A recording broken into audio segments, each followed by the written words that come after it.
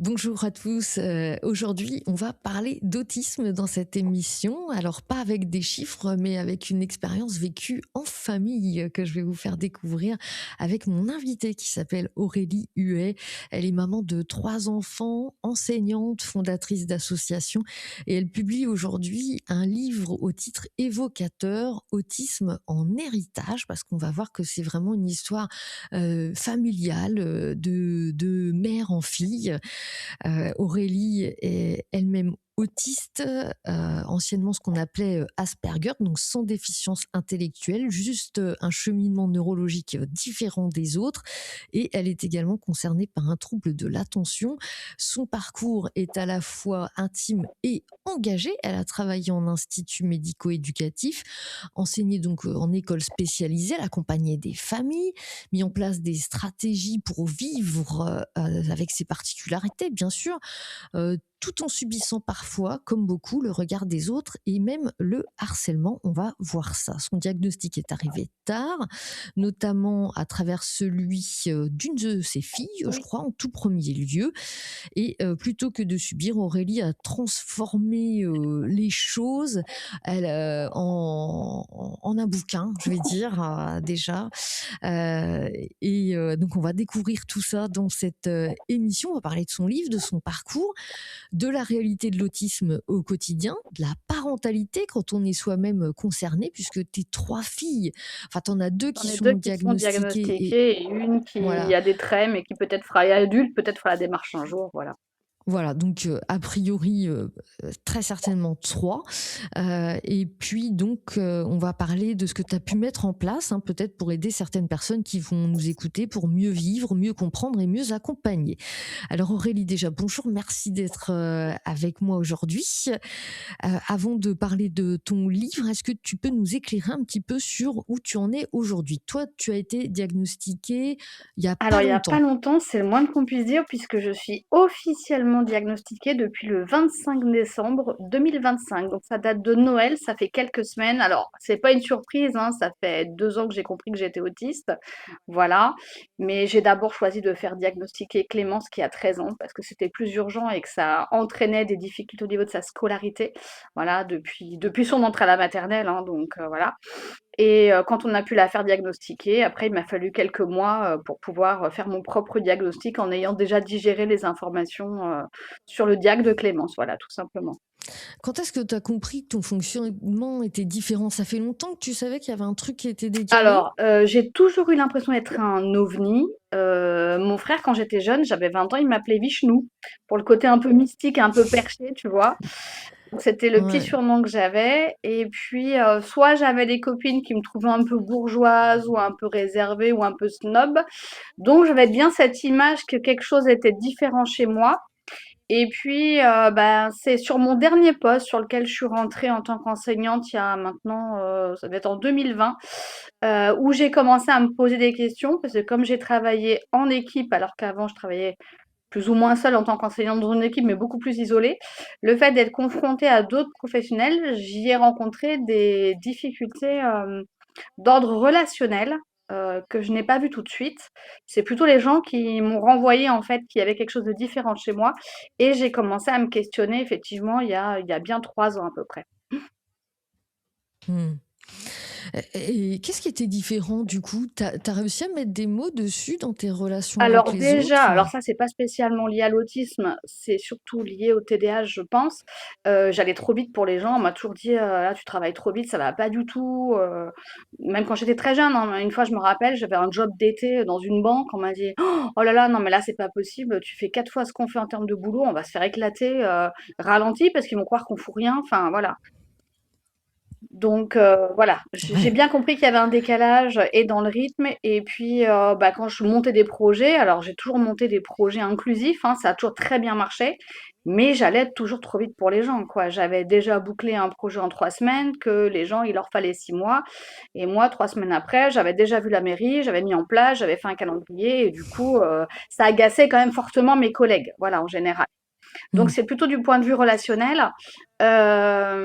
Et puis très souvent, quand on me demandait: «Alors ça va avec vos collègues?» Je disais: «Bah oui, oui, pas de problème» et puis en fait, mes chefs me disaient: «Bah au niveau relationnel, voilà, en fait, il y avait un décalage entre ce que moi je percevais et ce que les gens renvoyaient. Donc j'ai fini par comprendre que j'avais pas forcément une bonne perception, de mes relations avec les collègues. Même si j'ai jamais Mmh. eu de très, très grosses difficultés, mais ça pouvait entraîner des petites frictions pour des incompréhensions, en fait, tout simplement. Ouais, ouais, c'est pas évident, hein. Qu'est-ce que ça change pour toi, d'avoir mis, maintenant le mot de, autiste Asperger, sur, enfin justement ta Alors le différence? fait de savoir que je suis autiste, ça m'a permis de m'autoriser à moins masquer, parce qu'avant je mettais énormément de stratégies pour masquer. Par exemple, ne serait-ce que le regard, quand je suis fatiguée, le regard, je peux pas le maintenir. Donc je m'obligeais énormément ou je m'imposais, par exemple, quand on m'invitait faire une sortie, je déteste ça en général, sauf quand c'est en petit comité et très préservé. J'aime sortir, hein, mais pas quand c'est bruyant, en gros. Je m'obligeais à sortir et je me surexposais. Aujourd'hui, je le fais plus. Si je vois qu'en fin de semaine, je suis cramée, je vais dire aux copines: «Bon, bah, là, non, je suis en période de shutdown, je peux pas, je suis fatiguée, voilà, là, une prochaine fois parce que là, vraiment, je suis pas en état». Voilà, je vais m'autoriser à ne pas m'infliger, en fait, un sur-régime, en fait, c'est ça, surtout. Donc je masque beaucoup moins. Mmh. D'ailleurs, ma fille aînée, à un moment, je sais plus dans l'année, m'avait dit l'année dernière, «Oh là là, mais j'ai pas souvenir que tu avais des traits autistiques autant marqués avant». Je pense qu'elle a compris aujourd'hui. Voilà. Elle dit: «Mais c'est quand Ouais. même bizarre». Ah bah, j'ai dit: «Bah, mais moi», elle dit: «Je t'ai toujours connue comme ça». Bah oui, mais là, je dis: «En fait, je masque plus parce qu'en fait, j'y arrive plus, c'est trop coûteux et je suis trop fatiguée, en fait». Ça me fatigue énormément. Mmh. Tu me disais qu'avec l'âge, en préparant, Aurélie, c'est de plus en plus fatigant, c'est ça? Ouais, je trouve qu'on se fatigue. En fait, à force de masquer pendant toute sa vie, je trouve que ça prend une énergie. On finit par s'user, en fait, à force de masquer, de vouloir faire comme tout le monde. D'abord parce qu'en fait, finalement, on fonctionne sur un sur-régime. On s'impose des trucs qui nous correspondent pas, des rythmes qui nous correspondent pas. Moi, maintenant, j'hésite plus en réunion à sortir mes bouchons d'oreilles pour atténuer le bruit, parce que j'ai pas de choix. Donc je le fais très J'adore. discrètement, hein, évidemment, c'est des petits bouchons Ouais. de la marque Loop, hein, ils sont très, très bien, donc je les glisse discrètement dans mon oreille. Ou alors quand vraiment je vois que je suis à saturation sur un temps où je peux le faire, je vais carrément mettre mon casque parce que j'ai besoin de m'isoler 15 minutes et que mon cerveau a besoin de couper d'un coup, voilà. Mais je le fais de manière discrète, mais par contre je me cache plus pour le faire, voilà, tout simplement. Mmh. Mais Mmh. oui, oui, on s'épuise, hein, à Juste mettre toutes pour ces stratégies en place et ouais. à essayer d'être normal ou comme les autres. Enfin voilà, j'aime pas ce mot-là, mais c'est un peu souvent ce qui ressort, c'est essayer d'être comme les autres. Voilà, c'est toute la difficulté.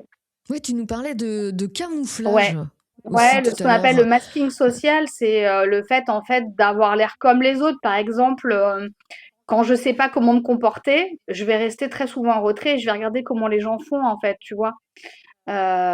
Pour Mmh. plein de choses. Ou quand j'étais plus jeune, ça c'est une amie qui me l'a fait remarquer, je répondais souvent avec des pas des jingles, mais c'est des phrases, tirées de choses avec le même ton, enfin et que je prenais la même voix, j'avais des répliques en fait que je sortais quand ça m'avait bien parlé.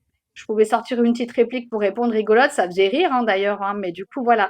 En fait, on a toujours un peu des scénarios plan A, plan B, plan C. En fait, on prévoit énormément, on anticipe énormément et du coup, c'est extrêmement fatigant.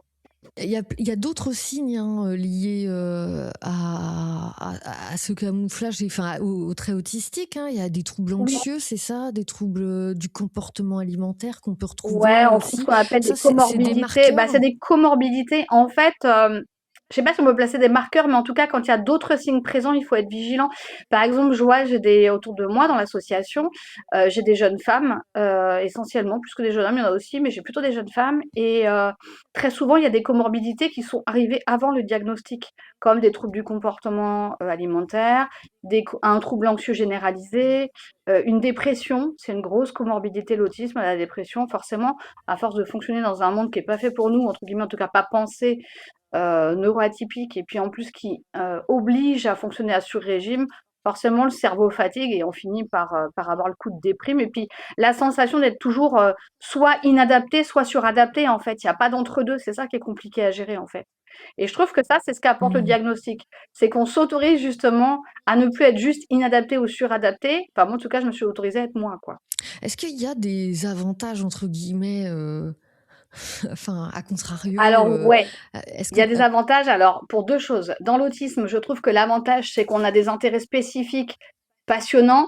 Par exemple, moi, depuis 15 ans, je lis Jung, je lisais des choses complètement décalées. J'ai continué à me former en neurosciences, en littérature, en poésie, en psychologie, dans tous les domaines, en fait, d'attrait. Toutes les pédagogies alternatives, je les ai épluchées avant même de commencer à travailler.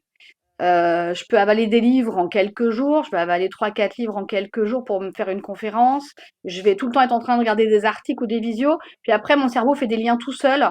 Donc ça, c'est hyper pratique. En fait, je vais hyper vite parce que dans mon QI, en fait, j'ai une vitesse ouais. d'info de traitement qui est très rapide. Donc du coup, je fais très vite des liens. Et sur le TDAH, bah, l'avantage, c'est que je peux faire 10 trucs à la fois, quoi. C'est génial. Et ça, du coup, c'est pas fatigant pour toi Si, comme, si, devoir bah, je t'adapter? me fatigue. Si? En OK. fait, c'est fatigant parce qu'en fait, ton cerveau, il est tout le temps en train de réfléchir et de faire des trucs. En fait, il se repose jamais. Donc, de temps en temps, je vais aller faire du Mmh. yoga pour couper mon cerveau ou je vais aller marcher dans la forêt ou je vais au bar à chat faire de la ronron thérapie. Là où j'habite, ça marche très, Ouais, très tu bien te trouves, pour déconnecter le cerveau. ouais, pour te ressourcer aussi peut-être un Oui. petit peu. Alors, tu as travaillé, en institut médico-éducatif, hein. Qu'est-ce que ces expériences tu as travaillé aussi en école spécialisée, qu'est-ce que ça t'a appris sur, l'autisme Alors, j'ai que, appris. les livres ne disent pas Alors, forcément, bah, tu on vois? apprend Parce sur le que terrain, en fait, c'est-à-dire qu'il y a les livres, c'est très bien et il en faut, heureusement, mais ça m'a appris aussi sur le terrain à m'ajuster aux réels besoins des élèves. Je crois que j'ai appris maintenant, avec certains élèves aujourd'hui, presque à anticiper, en fait, leurs difficultés ou leurs besoins. Finalement, on ressent les choses. Je dis toujours qu'il y a le Wi-Fi entre ou Bluetooth entre personnes autistes ou neuroatypiques, mais c'est vrai, je remarque qu'il y a cette espèce de truc qui fait que systématiquement, les enfants autistes, ils vont venir vers moi. Ça se fait naturellement. Il y a pas enfin, très souvent, mes collègues me disent: «Ah oui, mais lui, tu verras, c'est pas évident, il faudra peut-être plusieurs mois et tout» et en fait, non, l'enfant, il arrive direct, il me fait un câlin, il repart comme si de rien n'était. J'ai rien demandé et en fait, le contact se fait tout de suite. C'est pas toujours comme ça, mais ouais, il y a très une souvent, c'est comme reconnaissance. ça. Ouais, ouais. Mmh. Comme s'il y a une espèce de, tu sais, de truc où tu ressens, en fait, l'autre et tu te dis: «Ah ouais, là, je peux y aller, c'est bon, quoi». Mmh. Qu'est-ce qui manque du coup selon toi à l'institution scolaire pour que ces enfants, parce que c'est aussi c'est ce qu'a posé le diagnostic de ta première fille, enfin c'est la fatigue, les difficultés, qu'est-ce qui manque à l'institution Alors là, scolaire? si je parle du point de vue de l'autisme féminin pour mes enfants, il y a une très forte méconnaissance, je trouve, de l'autisme féminin et du camouflage. Je sors de réunion ce matin, j'étais en réunion pour ma deuxième fille, justement celle qui a les traits les plus marqués. Je pense que sur cette réunion-là, ça fait quand même 1 an que je me déplace. On a déjà fait plusieurs réunions. C'est la première fois, je pense, qu'est pris la mesure vraiment des risques psychiques pour Clémence de rupture et d'effondrement, liés justement à cette surcompensation et à ce masque qu'elle met du: «Je vais bien, je suis comme tout le monde, voilà, je peux le faire», quoi. Donc voilà, c'est vraiment cette méconnaissance pour moi de l'autisme féminin ou de l'autisme en général, mais je trouve que c'est encore pire sur l'autisme féminin parce que tellement il se voit pas. Voilà et quand les enfants sont hyper intelligents, bah, ça se voit encore moins, bien sûr Mmh. et il y a aussi une méconnaissance, je trouve, des comorbidités. On en parlait tout à l'heure de tout ce qui va autour parce qu'effectivement, il n'y a pas que la dépression ou le trouble du comportement alimentaire, même si la dépression, parfois, elle se voit pas. Je me rappelle l'année dernière, le discours pour ma fille, c'était: «Oui, mais elle a toujours le sourire, elle va bien». Oui, mais pas tout à fait parce que la psy qui la suit, dit quand même que ça fatigue son cerveau de se suradapter et qu'on est quand même dans une phase de déprime quand même importante donc voilà. Il y a ce que l'enfant affiche ou ce que l'adulte affiche et la réalité de son état intérieur. Oui, oui, on sait qu'on peut masquer quand même assez facilement. Oui. Enfin, ça coûte de l'énergie là aussi, mais Oui, enfin oui, c'est voilà. extrêmement coûteux. Donc ce qui manque, bah, c'est de l'information, mais aussi des moyens parce qu'effectivement, on travaille souvent à moyens constants et qu'on n'a pas toujours une ASH, une AESHI individuelle pour accompagner les enfants. On sait qu'on manque malheureusement de personnel, hein, c'est comme ça. Je pense qu'il y a des problèmes de recrutement, c'est pas toujours évident et puis il faut pouvoir accompagner des enfants avec des particularités. Je crois que c'est une vocation, donc faut pouvoir aussi trouver des gens pour qui ça constitue une appétence, ce qui est pas évident non plus. Donc oui, je crois que c'est surtout un manque de moyens, humains, bon financiers, ça on n'en parle même pas, parce qu'à l'heure où les budgets sont pas encore votés, voilà, l'argent c'est toujours le nerf de la guerre, mais en tout cas au moins les Ouais. moyens humains et les moyens d'informations sur ces spécificités, sur ces fonctionnements particuliers. Qu'est-ce que toi, en tant que maman d'enfants autistes, tu as mis en place peut-être à la Alors maison nous, à la pour maison, soutenir tes alors filles? déjà à la maison, comme je dis à Clémence, quand on rentre de l'école, ma deuxième sœur, enfin ma dernière, on n'a pas besoin de ce rituel-là. Je dis à Clémence, tu retires tes vêtements, tu retires le costume de Clémence à l'école et tu mets ton costume de Clémence vrai à la maison. Déjà psychologiquement, ça permet de laisser sur le seuil, voilà, les problèmes ou les émotions de la journée déjà. Et puis après, c'est Hmm. une petite douche pour aller évacuer toutes les émotions négatives, se faire tout propre, enfiler un vêtement confortable, un peu cocooning qui permette de le faire du bien sur le point de vue sensoriel. Et puis après, c'est le petit goûter sympa. Et après, les devoirs. Alors moi, j'ai pris par exemple le parti de ne pas du tout la faire écrire à la maison. Je sais que ça peut être très controversé, mais j'estime que quand elle arrive déjà dans un état d'épuisement, parce qu'elle a compensé toute la journée, je peux pas lui demander d'écrire, donc elle dicte et moi je lui sers d'outil scripteur en fait. Voilà, c'est moi qui écris à sa Ok. place pour la Ah, décharger c'est... et Ouais. ça permet très Hmm. souvent d'éviter un drame. Quand l'enfant Hmm. est vraiment trop fatigué, voilà. Et puis après on a plein de petits rituels. Par exemple à la maison, elle a une couverture lestée, elle a une petite baleine qui projette encore à 13 ans des trucs dans le ciel pour s'endormir parce qu'elle a beaucoup d'angoisse pour dormir. Beaucoup d'enfants ou d'adultes autistes ont des problèmes de sommeil, hein, ça va avec malheureusement. Ils ont souvent d'ailleurs besoin de mélatonine hein, pour dormir. Il y a aussi qu'est-ce que j'utilise à la maison? Le matin, il y a un espèce de petit, calendrier comme ça électronique avec des petits boutons où tu pousses et en fait, dès que tu as fait une tâche, tu pousses le bouton. Ce qui aide à s'organiser quand on a un TDAH et Hmm. qu'on est un peu décousu ou qu'on a le stress le matin. Il y a un petit timer dessus et ça permet de mettre tout ce qu'on a fait. Ma fille, elle met aussi des alarmes sur sa montre. Toutes les 3 minutes, elle met ce qu'elle a à faire pour se rappeler, pour pas oublier quelque chose, tu vois? Ça, c'est plutôt le côté TDAH. Oui. Donc on a mis des petites astuces comme ça en place et surtout, on prépare tout la veille. Le matin, il n'est pas question que ce soit branle-bas de combat parce qu'il suffit qu'elle ait mal dormi, qu'elle soit crevée déjà le matin et là, ça part aux cacahuètes. Donc, il faut vraiment que tout soit sécurisé, que tout ce qui est de la logistique basique, hein, s'habiller, petit déjeuner, il faut que ce soit géré avant pour qu'il n'y ait pas le stress et que le matin, moi, il n'est pas question qu'elle court. Enfin, voilà, que je la mette déjà dans un stress Hmm. déjà avant de partir à l'école. Ouais. Ça crée beaucoup Ouais. d'insécurité quand même finalement si on met pas en place Ouais, justement il des faut des choses comme ça routines un en fait, c'est peu hyper organisées. important. S'il y a pas de Hmm. routine, ça peut être très problématique. Les horaires sont souvent importants aussi, même s'il faut laisser une certaine flexibilité. Mais Clémence, par exemple, si je la couche, en vacances à 23h, le lendemain, elle va pas se coucher de bonne heure, tu vois? Il y a le décalage, il est pas elle arrive pas à se réguler tout de suite, donc c'est ça aussi qui est compliqué. Donc faut vraiment faire attention sur ces choses-là, voilà, qui peuvent vraiment être problématiques. Après, sur les choses, après, l'avantage, comme dirait Clémence, bah, elle me dit toujours: «Maman, c'est bien parce que comme tu es autiste aussi, du coup, tu comprends des fois quand je vais pas bien, sur le plan sensoriel ou Hmm. quand ça déborde». Du coup, voilà. J'essaye toujours d'avoir ce Ouais, toi regard tu le du vois. prisme. Hmm. Voilà, quand il y a une crise, je me dis: «Bon, qu'est-ce qui s'est passé? Où est la surcharge?» Alors j'arrive pas toujours, hein, mais très souvent avec le recul, je trouve quand même, hein, ce qui s'est passé, l'élément déclencheur. Et puis, Mhm. ça permet d'avoir tous ces rituels, de diminuer un peu l'anxiété scolaire, même si elle est quand même là, faut pas rêver, hein. Nous, on n'arrive pas encore à dépasser le stade de l'anxiété scolaire, l'anxiété de réussite. Hmm. Bah, en fait, bon, tu sécurises beaucoup, mais voilà, c'est tellement, ça rend tellement insécure que ouais, c'est pas évident. Alors, ce que je voulais dire aussi, Aurélie, c'est que d'où le titre de ton livre, hein, Autisme en héritage. Ton livre, on y vient. C'est que ta maman était Alors ma autiste maman, elle est pas et très diagnostiquée, certainement ta mais elle grand-mère. a fait en fait le elle a fait le alors au départ, elle m'a dit: «Ah là là, l'autisme, ça vient pas de moi». Et puis, 6 mois après, elle m'a dit: «Bon, tu m'enverrais pas quand même le test pour que je regarde par curiosité?»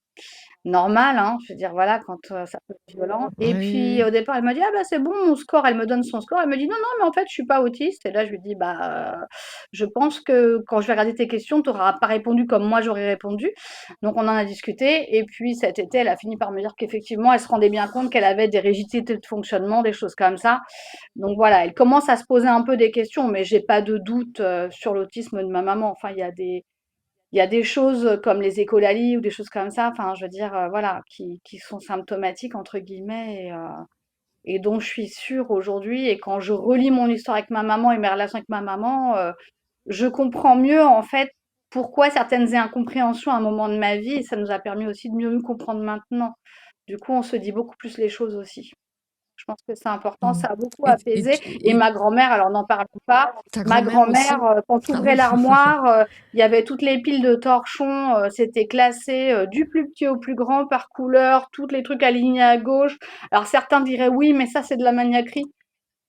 Pas que, ma grand-mère exprimait pas forcément ses émotions. Quand il y avait un deuil ou quoi, les émotions sur son visage transparaissaient pas forcément de la bonne manière. Enfin, il y avait un sourire social qui était décalé, des choses comme ça que je repère maintenant à la lumière de ce que j'ai appris sur moi et sur mes enfants.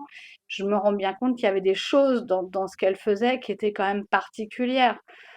C'était une dame qui adorait être au service des gens et qui était tout le temps les mains dans ses fleurs, enfin voilà, qui avait des intérêts aussi spécifiques, des choses comme ça. Donc oui, il n'y a pas de fumée sans feu. Ouais.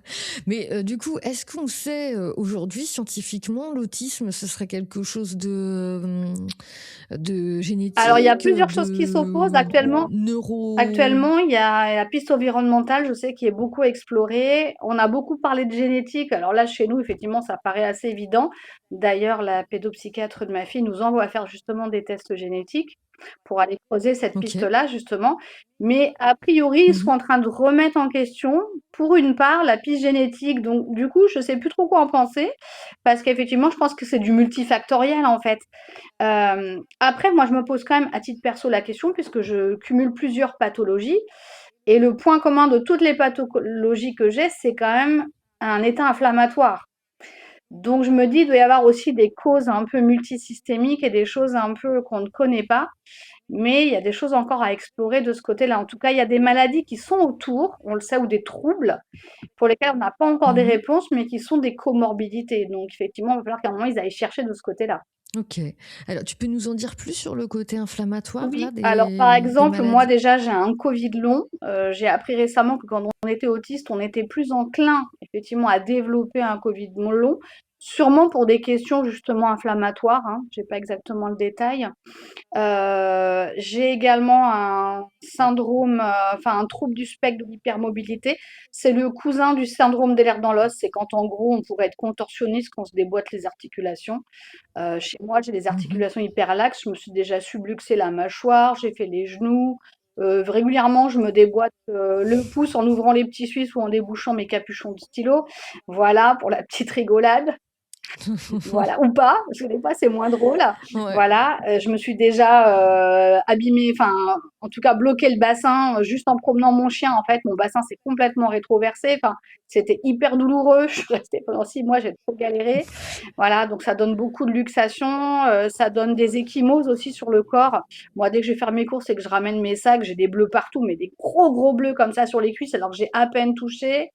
Je peux me brûler sans m'en apercevoir, par exemple, des choses comme ça. Ça, c'est plus de l'ordre, a priori, de l'ordre du TSA. Mais voilà, en tout cas, ça donne des particularités. Moi, j'ai pas les grosses cicatrices cracra, ce qui fait que je suis pas étiquetée syndrome des lèvres dans l'os. Mais effectivement, j'ai quand même le côté hémorragique qui est quand même très présent chez moi, puisque je suis aussi atteinte d'une adénomiose diffuse. Donc, c'est une endométriose qui est présente dans l'utérus. Voilà. Et il faut savoir Mhm. que l'endométriose est très présente chez les personnes, les femmes autistes. Donc, on n'a pas encore trop d'éléments là-dessus, Ok. a priori. Voilà, mais en tout cas, ça fait partie aussi des particularités. Jeune, j'ai eu des troubles du comportement alimentaire jeune, effectivement. Mm. Euh, alors, quel lien avec C'est fou, hein, l'autisme? on Je ne se sais pas, mais représente pas. voilà. C'est tout un package, hein. Ben ouais, c'est le package total. Moi, j'ai des insomnies depuis que je suis petite. Enfin voilà, j'ai un sommeil qui est pas super réparateur. Je fais de l'apnée un peu du sommeil. Enfin voilà, c'est des choses qu'on retrouve vraiment en fait dans les comorbidités, vraiment qu'on trouve assez présentes, hein. Donc j'ai de l'asthme aussi. Voilà, ça reste toujours des terrains un peu inflammatoires aussi. J'ai un prédiabète qu'on retrouve aussi. Enfin voilà, j'ai pas mal de trucs sympas qui viennent se greffer sur l'autisme. Voilà. Mais bon, que j'ai appris à gérer au quotidien, hein. Actuellement, je vis avec de Ouais. l'oxygène 3 fois par jour pour justement soulager et la fatigue et la douleur, parce que ça entraîne des douleurs chroniques, le trouble du spectre, de l'hypermobilité. Forcément, à force de se déboîter, de se luxer les articulations, on finit par avoir mal partout. Voilà, clairement. Ouais. Et tu disais que l'oxygène, ça t'aidait vraiment. Par contre, côté fatigue, Ouais, c'était bah, c'est le jour vraiment et la nuit, hein. Si j'oublie de significatif. le faire pendant 2-3 jours, je suis à la ramasse, hein, alors que quand je fais beaucoup plus de choses dans ma journée. Enfin, je vois bien, je récupère beaucoup plus vite et puis la douleur est beaucoup plus supportable aussi. Quand j'ai vraiment des pics de douleur importants, ça m'arrive des fois, hein, alors moins maintenant, mais l'hiver dernier, j'avais eu la bonne idée de rattraper le Covid, du coup par-dessus et j'ai eu des douleurs pendant des mois où je mettais une demi-heure à me dérouler le matin tellement j'étais douloureuse. Donc là, j'avoue que quand c'est comme ça, l'oxygène, il est le bienvenu, quoi. Ça permet, parce qu'en fait, avoir mal en permanence, le cerveau, il est pas fait pour ça. Du coup, ça fatigue Mm. énormément aussi. Donc, en fait, l'oxygène, il m'aide Mais et sur le HSD, donc le trouble du spectre de l'hypermobilité, et sur le versant TSA, puisqu'il m'aide aussi à éponger finalement la fatigue en fait du TSA.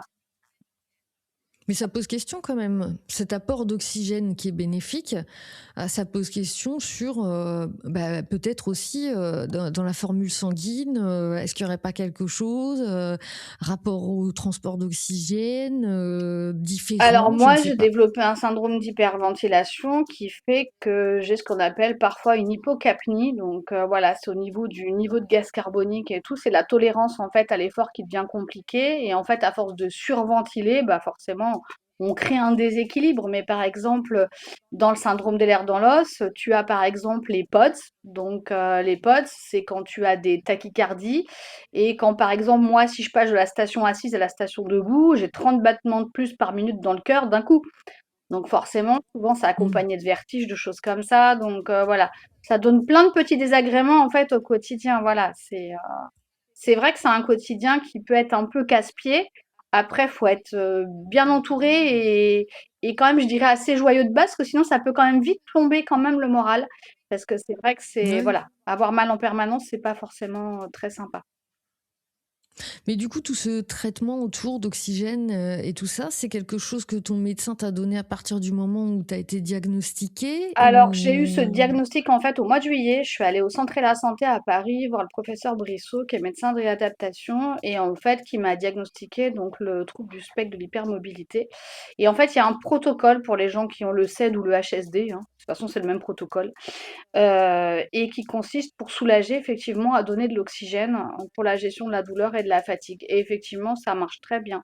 Je suis aussi équipée maintenant depuis octobre-novembre de vêtements compressifs qui me permettent d'avoir un meilleur niveau d'information proprioceptif parce qu'en fait, faut savoir que dans les encadrements de porte, par exemple, même s'il y a 1 mètre, je vais forcément taper à gauche ou à droite. Donc, je passe mon temps à me cogner, à Hmm. faire des chutes, à tomber dans les escaliers, à me faire un gadin dans la rue. Voilà, ça m'a souvent valu les rigolades des collègues ou des élèves parce que des fois, franchement, c'est drôle. Même moi, je suis morte de rire, hein, voilà, parce que vraiment, ça fait vraiment, Ça va. ça fait vraiment la chèvre, là, je sais plus quel acteur là, qui nous faisait la chèvre dans le film. Là, c'était un peu ça, quoi. Ah oui, oui, Pierre Pierre Richard, voilà, Richard. je cherchais. C'est Ouais. vraiment ça, quoi. Donc, effectivement, j'ai des vêtements et puis j'ai des attelles au niveau des poignets qui me permettent, quand il y a trop de douleur, en fait, de limiter parce que j'ai très souvent d'énormes douleurs au niveau de la main. Ça peut se manifester par des picotements, des paresthésies, hein, donc il y a des fourmis dans les mains, on sent plus rien. Je peux lâcher une tasse d'un coup, voilà, donc je renouvelle très souvent mes tasses, voilà, parce que j'en casse beaucoup, je casse beaucoup de vaisselle à cause On va de dire que ça. c'est l'avantage. Voilà, bah, je renouvelle, hein, c'est pas grave, moi je m'ennuie pas, voilà, mais je casse beaucoup de choses, ouais, à cause de ça, voilà. Donc j'ai des attelles aussi pour Ouais. soulager la douleur. On m'a mis un matelas mémoire de forme, enfin voilà. Il y a des- Et tout à l'heure, tu évoquais une couette Oui, plomberie lesté, pour ta ouais. fille. Ouais, voilà, lesté. Et quel est l'intérêt là? Alors là, c'est au niveau sensoriel, parce qu'en fait, ça fait une épaisseur. Alors, moi, j'ai fait attention de ne pas dépasser 10% du poids, parce qu'il y a quand même des choses à respecter. J'avais quand même demandé l'avis du psychiatre, hein, pour ma fille, qui m'avait dit oui, oui, oui, c'est une bonne idée la couverture lestée, parce que je sais que des fois, c'est controversé. On dit toujours que c'est un dispositif médical. Ça se trouve partout maintenant. Par contre, effectivement, on met pas une couette de 7 kilos sur un enfant qui en fait 20, quoi, clairement. Donc, Ouais, oui, l'avantage, oui, c'est bien que ça sûr. Oui, apporte oui. un certain, en fait, c'est une compression. C'est un peu comme les vêtements compressifs, si tu veux. Ça va Mais c'est venir pour ça que oui, j'y Ouais, repense. ça va venir apaiser, en Mm. fait et du coup, moi, pour m'en être acheté une aussi, on dort quand même, enfin, pour moi, en tout cas, beaucoup mieux. Moi, je dors beaucoup mieux depuis que j'ai ma couette lestée. J'ai pris une 5 kilos qui me convient très bien et vraiment, c'est hyper agréable et on bouge moins aussi en dormant. J'ai remarqué qu'on bougeait moins avec la couette lestée. Ah, Donc d'accord. mes 2 dernières filles, ouais, elles ont C'est toutes une couette lestée. Ouais, ouais, c'est ouais. intéressant. Ça fait des pistes, hein, pour les gens Oui, qui nous écoutent, oui, en oui. tout cas, d'adaptation. Et peut-être on peut dire un mot rapidement aussi du test que tu as utilisé pour te Oui. prédiagnostiquer, que tu as Alors évoqué moi, tout à j'ai fait l'heure. le test RADS, hein, que j'ai trouvé sur le site à l'époque, je crois Aspi Conseil, hein, de mon collègue Jean-Philippe. Je crois que c'était sur le sien, il me semble, sans dire de bêtises. Bon, si je dis une bêtise, il me pardonnera, c'est pas grave. Et ce test RADS, en fait, il m'a permis de répondre à un certain nombre de critères. Et quand j'ai répondu à ce test, franchement, j'ai été bluffée parce que ça m'a tout de suite éclairée et j'ai tout de suite compris qu'il y avait plus de doute, en fait. Donc j'ai contacté la psy du réseau Espace Sup qui m'a diagnostiquée. Je dis voilà, j'espère que vous le prendrez pas mal. J'ai fait un test RAD parce que j'avais besoin de savoir. Je supportais plus de pas savoir. Et en fait, elle m'a dit non, mais pas de problème, transmettez-moi tout ce que vous avez, vos notes et tout. Et moi, j'avais fait une dizaine de fiches avec tout ce qui était particulier chez moi. Donc j'avais fait des fiches et j'avais fait des fiches référencées par catégorie. Donc elle a reçu une dizaine de Ok. fiches, dont une, je crois, qui était intitulée Mm. Bizarrerie sociale ou un truc comme ça, des choses que je faisais. Ah, Voilà. j'adore. Alors, je ne l'ai pas sous le nez, je pourrais pas exactement te la redire, mais je pourrais la retrouver à Ouais. l'occasion. Mais c'était drôle parce que j'avais listé tout ce qui, en tout cas, socialement pouvait déranger ou voilà, ou toutes Mm. les choses que je pouvais faire un peu de particulière, notamment le fait qu'alors maintenant je peux plus le faire parce que j'ai une cheville abîmée, mais avant je me déplaçais toujours sur la pointe des pieds chez moi, et notamment je sais pas monter un escalier sans le faire sur la pointe des pieds, des petites choses comme ça. Voilà. Ah oui, mais j'ai vu une petite fille faire ça une fois. Et C'est très, je me très déplace, surprenant. par exemple, moi, je suis quelqu'un qui vit dans le noir. Enfin, j'aime bien la lumière du jour, si tu veux, mais j'allume jamais les lumières chez moi. Je Mm. déteste ça. C'est hyper agressif. Enfin, voilà, je vis avec des bougies Oui, d'hiver. c'est ça, Enfin, il y a une hypersensibilité pour les gens aussi, ça peut être, auditif aussi, alors moi, ça j'ai une peut être, oui, hyperacousie, de ce la qui fait que je porte des luminosité. bouchons très souvent. Ouais. Effectivement, j'entends, comme j'ai toujours, j'entends une mouche péter. Voilà, c'est horrible. La nuit, si mes chiennes reniflent, je les entends jusqu'en bas. Donc voilà, donc je porte des bouchons d'oreille ou un casque, ça dépend. Et effectivement, il y a une très mauvaise tolérance à la lumière, parce que moi, ça va jusqu'au réflexe de vomissement quand la lumière est très intense. Et puis, je suis obligée de porter des OK. clips qu'on met depuis pas longtemps sur les lunettes pour conduire la nuit, parce que sinon, alors les phares, si j'ai fait une demi-heure avec les phares dans la figure, j'arrive, je suis à la limite de vomir tellement je suis fatiguée. Donc, ouais, ouais, j'ai appris en fait à trouver plein de petites choses en posant plein de questions aux professionnels. Certains, je leur demande pardon parce que j'ai dû les saouler. J'ai posé plein de questions en consultation, voilà. Et c'est vrai que du coup, j'ai trouvé plein de petites choses comme ça pour me simplifier et m'économiser un peu de la fatigue en fait. Parce que c'est ça en fait, c'est trouver des outils pour économiser la fatigue en fait. Mais ce qui est intéressant, c'est qu'on découvre vraiment l'ampleur de tout ce que ça peut engendrer, dans la vie, des En personnes fait, on se autistes, hein. rend pas C'est compte, mais c'est la fatigue que ça entraîne en fait, parce que finalement, on a un cerveau qui est sursollicité. Par exemple, moi, ce qui me pose le plus gros problème professionnellement, c'est vraiment le truc qui me gêne, c'est que par exemple, dans une réunion, si 3 personnes parlent exactement en même temps, comme j'entends le son au même niveau, j'entends une cacophonie, mon cerveau se coupe, je ne suis plus là. Et souvent, les gens me disent ah, ça y est, on t'a perdu. Ben oui, parce qu'en fait, je ne distingue plus les mmh. sons. Donc, en fait, bon, quand il y a 2 personnes, j'arrive encore C'est à suivre. l'avantage. Voilà. Ouais, c'est l'avantage d'avoir pu justement être Ouais, diagnostiqué et ouais. prévenir tes collègues et du coup maintenant on sait et du coup ça Bah, permet maintenant, une je le dis meilleure parce que gestion. voilà, ça me permet de pas avoir Bah de oui, c'est malentendus, top. voilà, ou de pas avoir de quiproquos. Parce que ça m'a valu parfois quand même des situations professionnelles très gênantes avec des élèves pour qui les situations donnaient lieu à des quiproquos. Alors pour moi, il n'y en avait pas, notamment avec les hommes, justement, où moi, je comprenais pas du tout les sous-entendus. Et du coup, bah, ça me mettait Mm. dans des positions pas confortables du tout, sans que je comprenne pourquoi j'en arrivais là, puisque pour moi, j'avais rien fait. Enfin voilà. C'est toute la Mm. complication de comprendre l'autre et de lire les sous-titres, voilà, dans les intentions. C'est surtout C'est ça. ça, c'est ça. Oui. Et d'ailleurs, tu as subi aussi du Ouais, harcèlement. alors ça m'est malheureusement Je l'ai souvent dit en arrivé, notamment introduction. quand j'ai bossé longtemps dans le privé avant d'être prof, hein. Avant, j'ai bossé, oh, peut-être bien 13 ans, je crois, dans le privé. Ouais, quelque chose comme ça. Et j'ai souvent eu des difficultés avec mes collègues liées justement à des incompréhensions. Par exemple, pour donner un exemple concret, quand je suis arrivée, moi, toute pimpante de chez L'Oréal, j'avais encore le style L'Oréal, hein, donc on était très bien habillés, très bien Mm. maquillés. Enfin voilà, j'étais toujours tirée à quatre épingles, sauf que là, je me suis retrouvée dans une équipe de transport logistique. Bon, Ouais, c'était voilà, pas la la même chute ça. était un peu rude parce qu'au Le départ, j'ai truc. continué à me comporter de la même façon. Et puis, quand j'ai vu que ça collait pas, j'ai fini par renoncer à mon style vestimentaire, ce qui est dommage parce que finalement, on ne devrait pas avoir à le faire. Mais bon, voilà, c'est comme ça. C'est vrai. Voilà, c'est des choses comme ça qui ont pu être compliquées pour moi. Et puis, Jusqu'au harcèlement finalement, du qu'est-ce coup? qu'il y a? Ça a été Ah oui, jusqu'au oui, ça a harcèlement été du coup jusqu'à harcèlement finalement? parce que ça m'a causé du harcèlement même sexuel, hein. Donc, ça a été, ouais, Ah ça a ouais. été compliqué pour moi. Et des remarques ou des choses, tu sais, un peu grivoises, voilà. Voilà, ou Mmh. des tentatives de drague un peu lourdingues, vraiment très lourdingues. Et par contre, dans mon travail, après, effectivement, j'ai plutôt eu des soucis avec mes supérieurs. Alors pas très souvent, mais il y a une fois, une supérieure avec qui j'ai eu un gros souci parce qu'en fait, quand elle est arrivée, j'ai voulu lui parler spontanément de mes projets. J'étais hyper enthousiaste, donc j'ai tout déballé à toute vitesse. Elle a dû se dire: «Ah celle-là, c'est une Mmh. grosse lèche-botte, laisse tomber». Donc elle m'a blacklistée direct et elle m'a pris en grippe et j'ai passé, 3 années, bon, jusqu'à ce que je m'en aille en fait, hein. J'ai fini par partir parce que j'avais pas envie. Les gens comprennent pas en fait, hein. Même quand après on dit qu'on est prédiagnostiqué, voilà, ça change pas forcément l'attitude des gens. Donc j'ai fini effectivement Ouais. par partir parce que j'avais pas envie en fait de m'abîmer. Voilà, tout simplement. Donc on finit par faire des Mmh. choix pour se protéger en fait. Mais c'est très dommage, hein. C'est très très dommage. Bah oui, évidemment, évidemment. Alors, j'en viens à ton livre, Aurélie. Donc, je rappelle le titre, Autisme en héritage. Alors, bon, on l'a dit, toi, tu es autiste Asperger. Enfin, Ouais, on l'appelait ouais, anciennement comme c'était le ça, mais nom c'est peut-être d'avant. pour qu'on Ouais. comprenne mieux. Voilà. Tes filles, très certainement ta maman, ta grand-mère.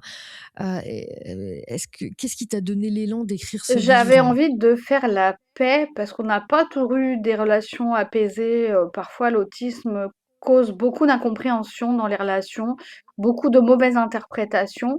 Et en fait, quand j'ai compris que Clémence était autiste et que j'étais aussi, j'ai eu besoin en fait de mettre à distance. Et moi, depuis que je suis petite, depuis que je suis toute petite, j'écris des histoires, j'écris, ça a toujours été mon exutoire. Donc j'avais besoin d'écrire mon histoire. Et puis je me suis aperçue en me laissant guider, parce que j'ai écrit de manière très intuitive, je me suis remis à revisiter mon histoire, celle de ma mère et de ma grand-mère.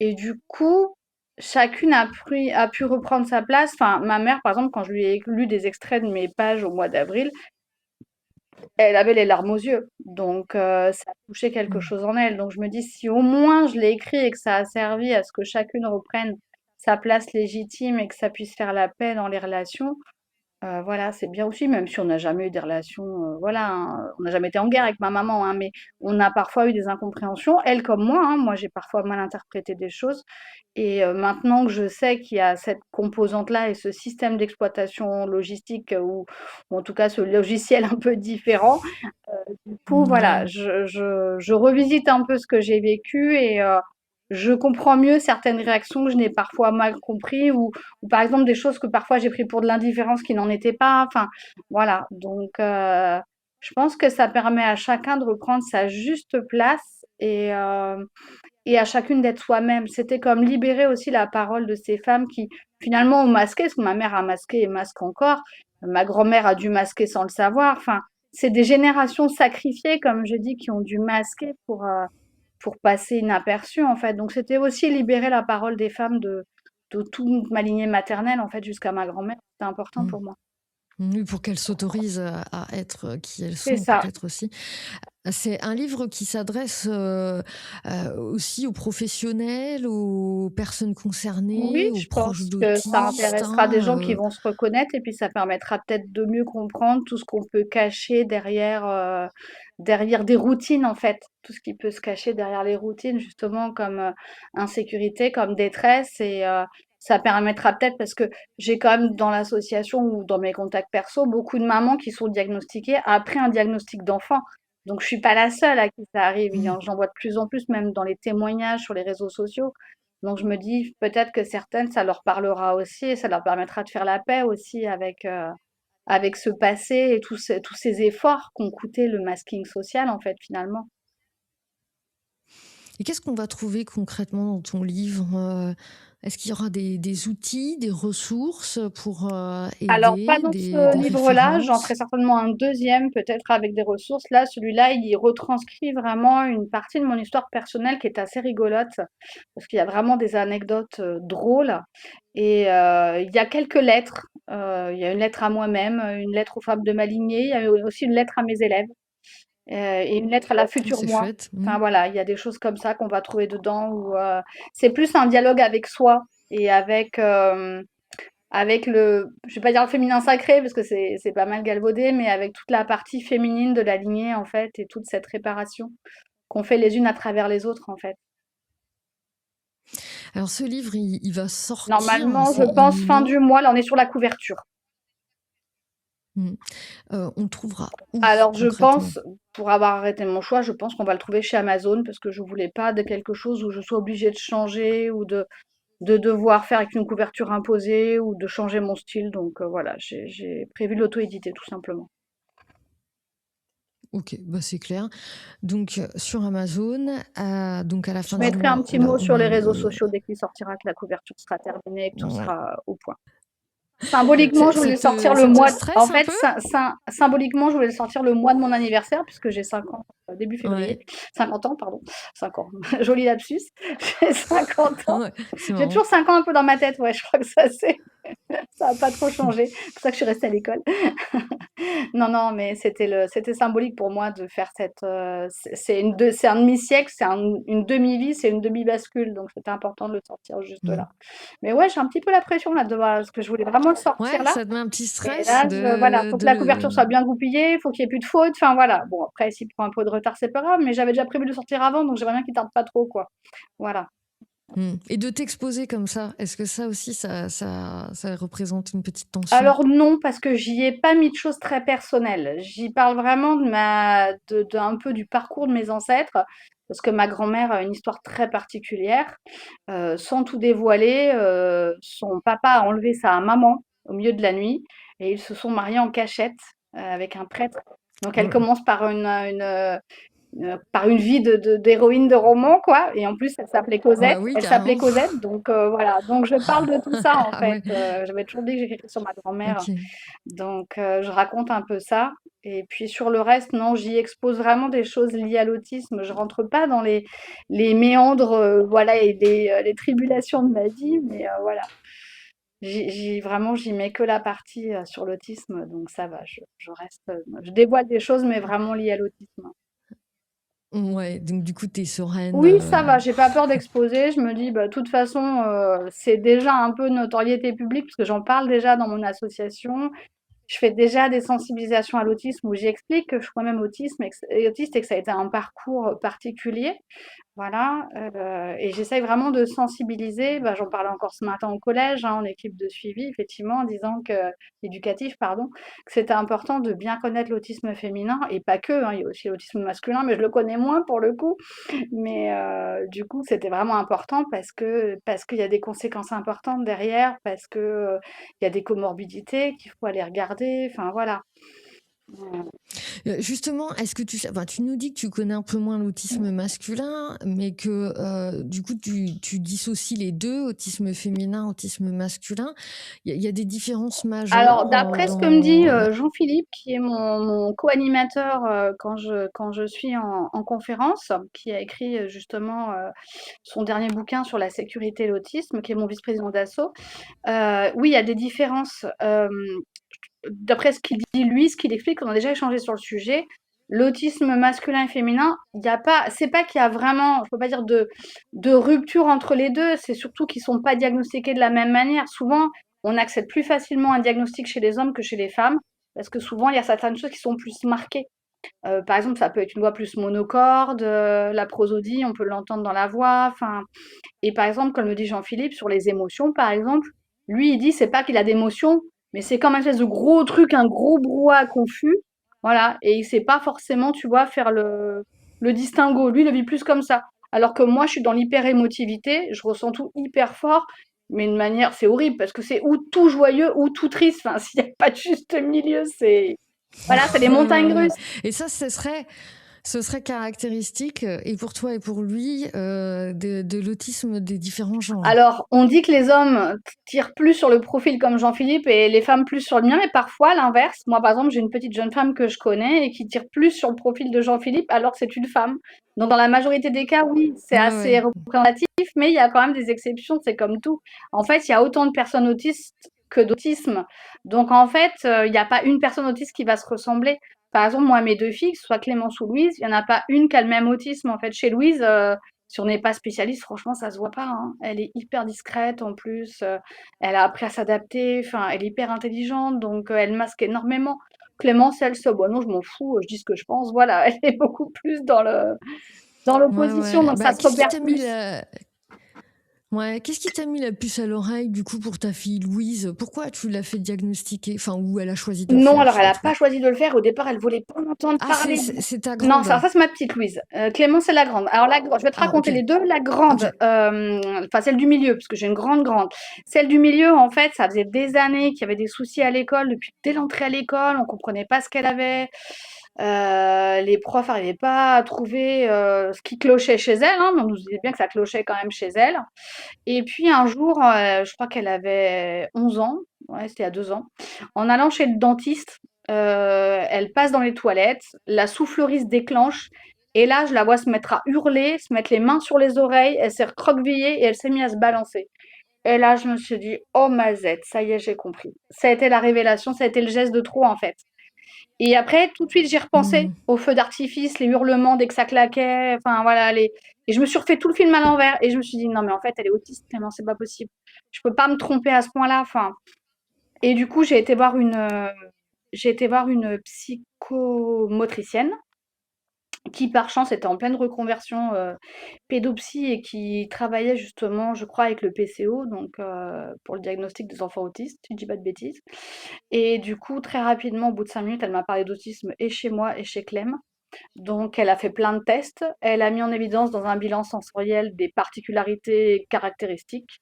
Et grâce à ce bilan-là, j'ai pu contacter une psy du réseau Espace Sup sur Paris, qui m'a proposé déjà une consultation en visio, un prédiag, comme font beaucoup de psy, hein.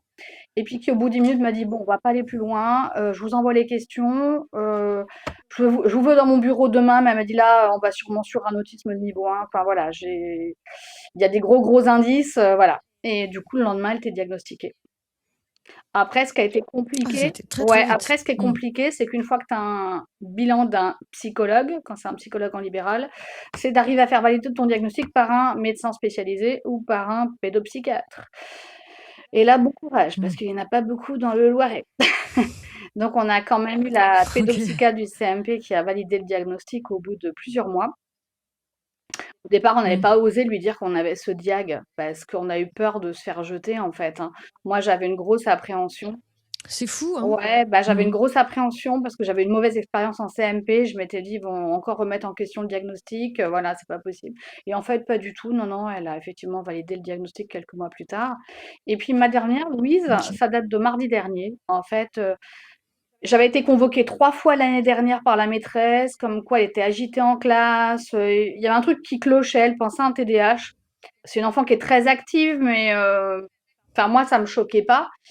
Et puis il y avait une hyperacousie, hein, depuis qu'elle est petite, c'est-à-dire qu'on est obligé de la retirer de la garderie très tôt. Elle a pas supporté, pas la garderie, enfin si la garderie non plus, elle a pas supporté. La cantine, pardon, je voulais dire. Donc on l'avait retirée de la cantine à cause du Hmm. bruit.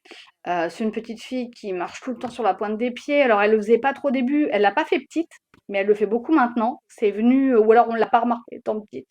Comme elle courait tout le temps étant petite, Hmm. elle était toujours sur la pointe des pieds. Je pense qu'on l'a pas vu. Ouais. Et puis l'été dernier, je sais plus, je disais: «Oh là là, faudrait te coucher tôt quand même parce qu'il faudrait se remettre dans le bain», et elle me dit: «Bah, j'ai déjà pris mon bain». Et là, j'ai compris qu'elle accédait pas au second degré. Je me suis dit: «Ça commence à faire beaucoup quand même entre ses particularités, son hyperesthésie, le fait qu'elle supporte aucun vêtement, aucune couture.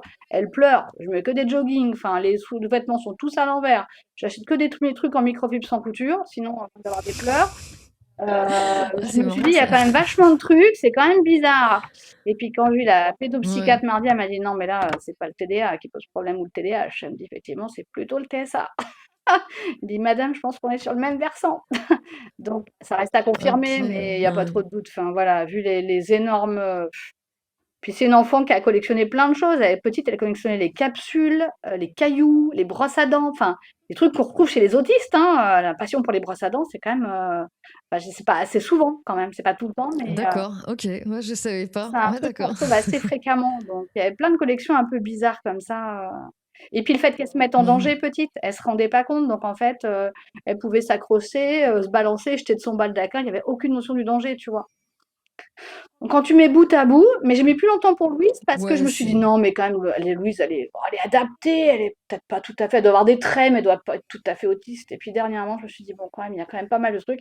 Ça fait 3 ans qu'elle commence à avoir des soucis de relation avec les copains, copines, parce que quoi qu'elle en dise, elle est très sociale, mais des vraies copines, copines, il y en a toujours eu qu'une, donc je me dis: ça avait quand même beaucoup d'indices, quoi. Il y avait beaucoup, beaucoup de choses et effectivement, bah, je m'étais pas trompée, quoi. Sauf que son autisme, elle, est beaucoup Hmm. plus camouflé et beaucoup plus dans la norme, donc il se voit moins. Ouais, ouais, ouais, c'est ça, c'est ce que tu disais tout à l'heure. Il y a plein de formes d'autisme et du coup, c'est pas forcément évident de détecter. J'imagine peut-être encore d'autant plus pour des parents qui sont pas concernés directement, je sais Alors, je sais pas pas. si c'est plus T'en difficile. accompagnes Ouais, j'accompagne des Ouais. parents. Alors, très souvent, ils se rendent bien compte qu'il y a un truc quand même. J'en ai qui quand même mettent le mot sur autisme hein, en disant, ben, je me demande quand même si mon enfant il n'est pas autiste. Ou alors j'ai des parents qui disent pas, je me demande si finalement j'aurais pas un truc moi aussi. Très souvent, j'ai ça aussi. Mais je sais pas si c'est pire ou pas, mais en tout cas, moi, en tant que maman qui était autiste, je pense que j'ai pas vu tout de suite parce que ma norme et mon référentiel était pas celui de la personne lambda. Hmm. Donc, je pense que j'ai mis plus de Et temps. oui, c'est vrai. Comme m'a dit la psychiatre, moi, j'ai mis plus de temps parce que ce qui était anormal pour les gens était normal pour moi. Donc, ça a été encore plus Ouais, ouais, ouais. compliqué. Et comme j'ai moi-même été élevée par une maman neuroatypique, bah, forcément, je me suis pas posé des questions. Le curseur était pas au même niveau, quoi, tu vois. Ouais, ouais, c'est vrai. Ouais, ouais, vu comme ça, finalement, t'as peut-être été plus long que les Ben, autres, je trouve que j'étais plus longue du que coup. les autres. Peut-être que d'autres auraient vu. Cela dit, ma fille Clémence a vu 4 psys, aucun n'a vu qu'elle était autiste, hein. Après, à leur décharge, ils n'étaient pas Hmm. spécialisés. Je pense que, comme m'a dit la psy qui l'a suivi au réseau Espace Sup, il faut vraiment être spécialisé pour détecter ce genre d'autisme parce que c'est extrêmement discret. Finalement, ce qu'on appelle des traits. Donc, en fait, on est sur le spectre, hein, donc c'est des petites choses légères mises bout à bout. On appelle ça autisme léger d'ailleurs, hein, de niveau 1 maintenant. C'est comme ça que ça Hmm. s'appelle, autisme sans déficience de niveau 1. Mon résultat, on sait plus ce que c'est. Alors quand je dis: «Mais si aux gens, mais si, ancien Asperger». «Ah oui, d'accord».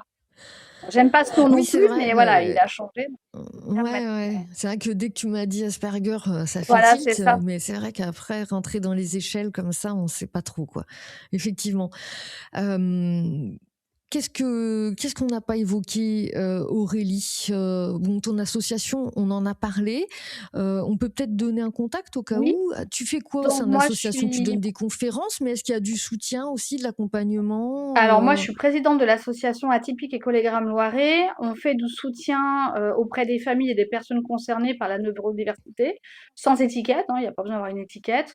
On a une famille notamment dont un petit garçon a une microcéphalie, on peut avoir des enfants qui ont une trisomie. Moi j'accompagne plutôt en termes de conseils, parce que souvent je suis contactée par des familles et très souvent je leur dis: «Bah voilà, peut-être vous pourriez commencer par aller voir tel professionnel». Enfin voilà, j'essaye vraiment d'orienter, d'être à l'écoute. Parfois c'est juste une écoute, hein, tout simplement. Mmh. Et puis, bah oui, l'année dernière, on a fait une conférence justement sur les apprentissages et les troubles neurodéveloppementaux à Châteauneuf, à l'espace Florian. Cette année, on a commencé à organiser des goûters, des apéros, neuroatypiques. Ça marche plutôt très bien. Ça ronron et C'est grignote. sympa en termes, Voilà. Au du salon coup, de thé, en ronron et termes de grignote. relations sociales, c'est bien. Voilà. Donc, les gens sont très demandeurs, hein. J'ai toujours à peu près une vingtaine de personnes, hein, donc c'est souvent carton plein alors qu'on a fait très peu de pub. Donc ça marche très, très bien. Il y a une vraie demande, hein, chez les gens. C'est top. Et Mmh. puis des gens qui trouvent des réponses, donc c'est vraiment sympa. Il y a des gens qui disent: «Oh là là, mais je me sens enfin compris, quoi. Ça fait du bien d'être juste avec des gens comme moi». C'est, voilà, ça fait plaisir aussi et là, on est sur un autre projet avec une amie. On est en train de monter une antenne de l'association qui va être un dispositif mobile d'appui, pour, tout ce qui est autour de la du bien-être et de la santé mentale. Donc on va toutes les 2 faire une formation pour pouvoir accompagner les gens. Moi, j'aimerais accompagner à terme des adultes pré et post-diagnostic. Alors non pas comme un psy, hein, parce que je suis pas psy, attention, je mélange pas tout, mais les aider en tout cas dans les démarches, voilà et les aider à mettre en place peut-être des petits tips, justement quand ils viennent de décou parce que souvent on vous balance avec votre diagnostic et puis, bah, débrouillez-vous, hein, c'est: «Bonjour, vous Ouais, êtes ouais, autiste, c'est ouais. bien, c'est confirmé. Voilà, merci, 285 Voilà. €, au revoir». Fais comme tu peux. Voilà, donc souvent on n'a pas de suivi, même si la mienne fait des suivis, qu'elle est adorable, hein, la psy qui m'a fait le diagnostic évidemment. Ils sont pas tous comme ça, mais parfois j'ai quand même pas mal d'échos où les gens sont lâchés comme ça avec leur diag dans la nature et ils se disent: «Mais moi, qu'est-ce que je fais de mon diag maintenant? Je suis autiste, bah, comment je fais pour me construire derrière ça, quoi?» tu vois? Mmh mh. Donc effectivement, je peux leur donner Ouais, des ouais. contacts de psy, mais parfois ils ont juste besoin de parler, d'échanger sur, ben, comment on peut faire pour vivre son autisme au quotidien, quand on a envie d'être dans une normalité. Enfin voilà, et se rendre compte que, ben, ils sont pas tout seuls en fait à vivre ces choses-là et que c'est pas une fatalité en fait, tout simplement. Mmh. Et donc mobile, tu disais? Ça veut dire vous allez vous Eh déplacer ben, pour, on est en train de monter un projet, mais après il faut qu'on trouve des finances. Donc s'il y a des financeurs, hein, qui écoutent, voilà, je me fais un grand c'est le nerf appel. de la guerre Voilà, on toujours. aimerait bien une Ouais. camionnette ou un bus pour pouvoir installer en fait un espace bien-être et puis, un espace, pour, tout ce qui est autour de la santé mentale avec, une formation en 1 secours à la 1 secours en santé mentale, pour moi et aussi moi j'ai un projet, alors j'espère que je serai sélectionnée puisque je voudrais faire un DU Père Aidance santé mentale et neurodiversité avec un CHU. Donc pour avoir une vraie légitimité et pouvoir accompagner correctement les gens, voilà. Ce serait Oui, génial. bah, je vais croiser les doigts. A priori, je réponds aux critères. Maintenant, il faut que je sois sélectionnée. Il y a beaucoup d'élus, bah, beaucoup d'appelés et peu d'élus, donc on Mmh verra, je mh. tente. Bon, écoute, on te le souhaite en tout cas, et Aurélie. Donc, je rappelle ton livre qui sort dans les prochains jours. Tu as dit, tu mettras un post Oui, sur les réseaux. Autisme en héritage, à acheter sur Amazon.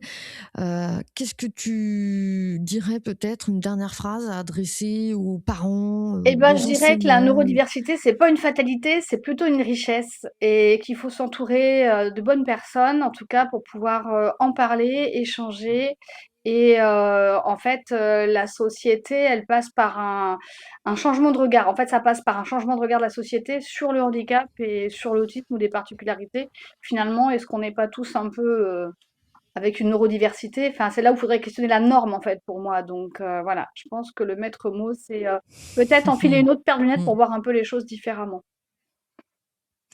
Bah, merci beaucoup, Aurélie. Merci à Si toi. cette émission, vous a parlé et questionné ou aidé, n'hésitez pas à la partager, et puis peut-être vous pouvez mettre, vos questions en commentaire, on essaiera d'y répondre. Plaisir. En tout cas, moi, je transmettrai à Aurélie, enfin voilà. N'hésitez pas en tout cas, ou si vous avez besoin de contact. Merci beaucoup. Merci.